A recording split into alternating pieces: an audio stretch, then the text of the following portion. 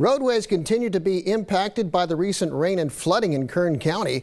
23 ABC's Corey O'Leary talked to officials to learn about the extent of some of the damage and spoke with a resident impacted by the weather.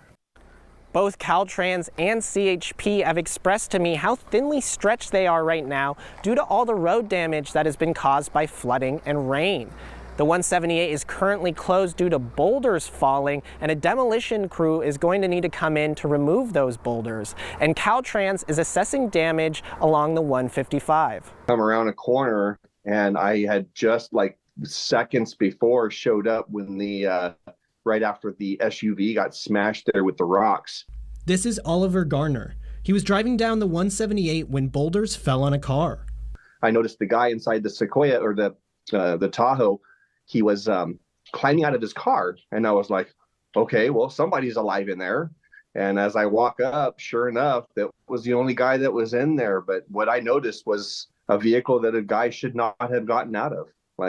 Garner says that he checked on the man in the car, and he seemed to have incurred only minor injuries. He just climbed on out of his vehicle. In the car, he's alive. He's over there. Is he okay now? Yeah, he's beat up, and he's got a little bit of bleeding, but otherwise he's okay. The boulders that fell on the road were too large for Caltrans to move, and they are planning to have a demolition crew arrive on Friday. We don't have an actual timeline for it yet.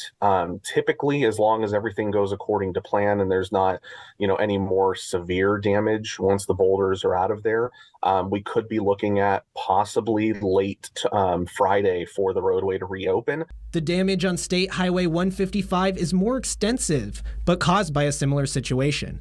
Without a solid timeline yet, could be days, could be weeks, but there has been substantial damage to the roadway in several areas between Glenville and Alta Sierra, but it's going to need a lot of assessment at different locations. Without access to two major highways, there are not many options for residents in the Kern River Valley to travel to Bakersfield. Yeah, unfortunately right now their options are very limited. I think their only option right now really is Highway 14.